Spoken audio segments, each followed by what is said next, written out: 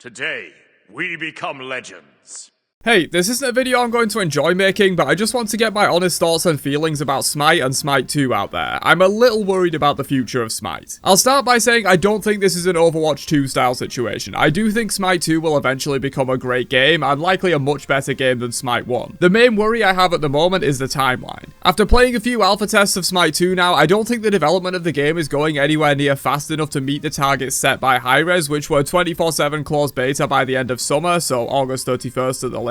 That's basically 2 months away, so time for about 2 more alpha tests, and I just don't see the game being ready and in a good state by then based on the improvements between Alpha 1 and Alpha 2. To be fair, the development count on Smite 2 has been increasing pretty rapidly as per this tweet from Stu, president of Hi-Rez, so the progress on the game should pick up a bit, but from what I've seen in the alpha test so far, the game is, in my estimation, at least a year away from being polished enough with enough content to actually replace Smite 1 full time. But it's an alpha, Smite 1 is still available is the counterpoint I always hear to this, and while I do agree to a certain extent, there's also the risk of Smite 2 being rushed out too soon and not being a better game than Smite 1, so people stick to the older game for whatever reason. Be that skins, it's just more fun, it's supported on old gen consoles, whatever. But if Smite 2 isn't in a state where it clearly is the better game by the time it goes 24/7 open beta, some people sticking with Smite 1 could really split an already quite small player base, and so far it doesn't appear like Smite 2 is attracting many completely new players. Granted, by the time it fully releases free to play, you'll get a lot more people wanting to try it. Most people who've never played Smite 1 aren't going to drop $30 minimum to try an unfinished worse version of what's already available. Only the hardcore Smite fans will do that, so I do think Smite 2 has the potential to find a new audience once it's ready. But again, that comes back to timelines. When will Smite 2 truly be ready for a 24/7 free-to-play release?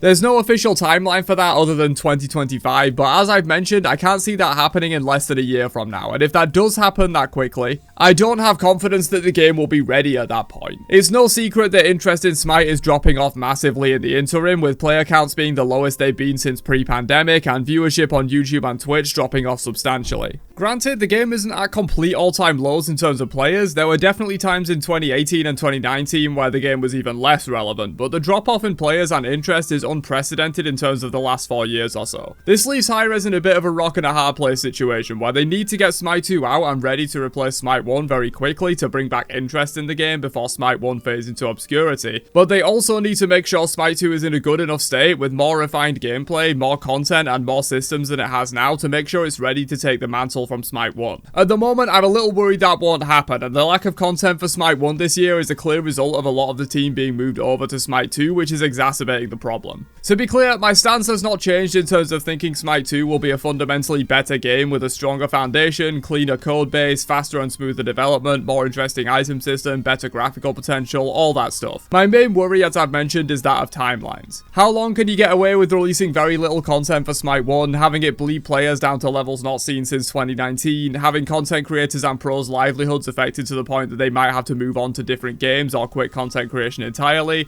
losing a lot of community identity for the game in the process. To be clear, I personally am not quitting making Smite videos, but it does kind of suck to put in the same or more effort to my videos and have them reach half the audience they used to just because Smite is in such a limbo state right now and people aren't that interested in watching content for it. I know a lot of you still are interested though, and I think this would be a good time to announce that I've relaunched my Patreon page with new perks for members over there, like shoutouts in videos, exclusive god guides that patrons can vote on, and the ability to get a custom gameplay video of any god in any role that will be posted on Into Games once a month. If you enjoy my content and want to support me making Smite videos into the future, I massively appreciate anyone who's generous enough to support me over there, but back to the video. In fairness, to put a more positive spin on things after such doom and gloom, player numbers have started to level off after the mid-season 9.5 river, and that's the kind of change we need to keep interest in Smite 1 going while Smite 2 takes its time in the oven. Also, patch 11.7 is going to be spicy AF and is heading in the right direction as well. It does seem like the team have realized the death spiral Smite was in and are making meaningful changes to Smite 1, but I can't help but feel this could have been avoided by taking a slightly more long-term approach to Smite 2's development. It only started in early 2023, and I think delaying the announcement a year and revealing it at the start of this year with SPL still going, to maybe go into alpha towards the end of this year and close beta by the end of next year would have given them more freedom and development time to keep Smite 1 going at a normal pace, because as it is right now, it feels like a lot of the devs have been pulled off Smite 1 to work on Smite 2, and as a result, Smite 1 has been left on maintenance mode far too early, when Smite 2 is not even close to ready to replace it yet. I've had a blast in the Smite 2 alphas for the most part, and I'll reiterate this again. I think long term, Smite 2 will become a much better game than Smite 1, but at the moment, it just isn't even close to being a better game and needs much more refinement and content. I just hope the timelines can work out, because Hi-Rez are facing a pivotal moment in Smite history right now. Release Smite 2 too late and interest might die off so much for Smite 1 that it can't revive the community. Release Smite 2 too soon and it might not be ready to take over the reins from Smite 1, so people might just stick to the old game or just quit entirely. Alpha Weekend 3 is kicking off in less than a week from now, so we'll see what kind of new content, refinements and changes that brings, but I have to say the improvements from Alpha 1 to Alpha 2 weren't that massive. We got 2 new gods, one of which really hit in Hades and the other which was just kind of meh in Sol, who barely got any changes. Other things were refined too, like damage numbers, some animation work, etc, but I really just think there needs to be more coming in each alpha test than just 2 new gods, 2 new items and some minor tweaks and fixes. Hecate should be there for Alpha 3, which will be exciting for sure, and I believe Thanatos and Morrigan were also showcased in one of the flash tests, but hopefully we get some more new items and reworks to existing items that just don't work or are boring, as well as bringing some more interesting and hype gods, as the current god offering in Smite 2 are some of the most basic and boring gods Smite 1 has to offer.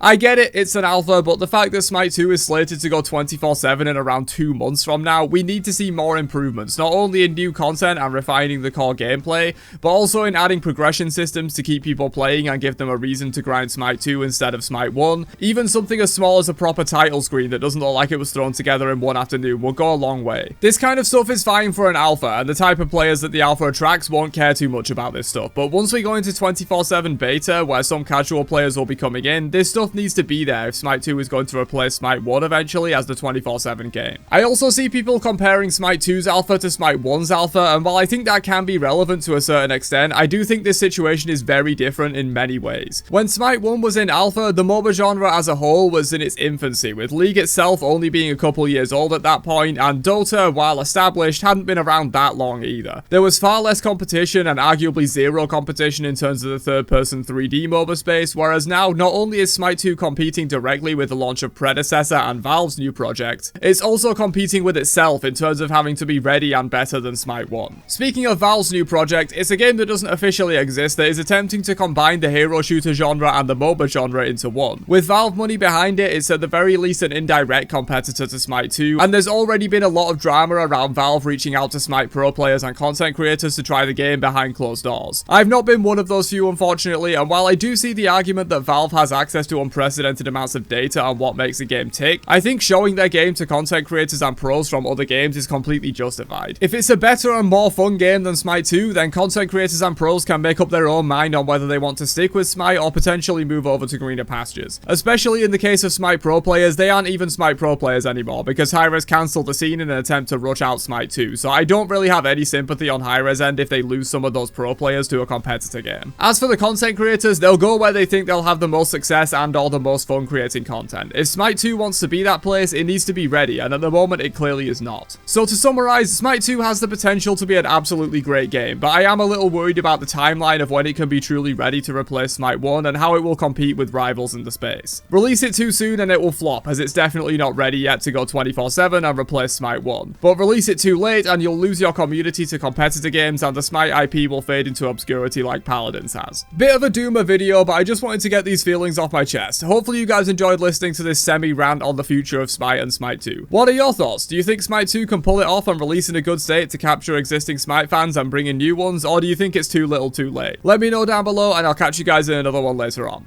Have a great day, and peace out, you nerds.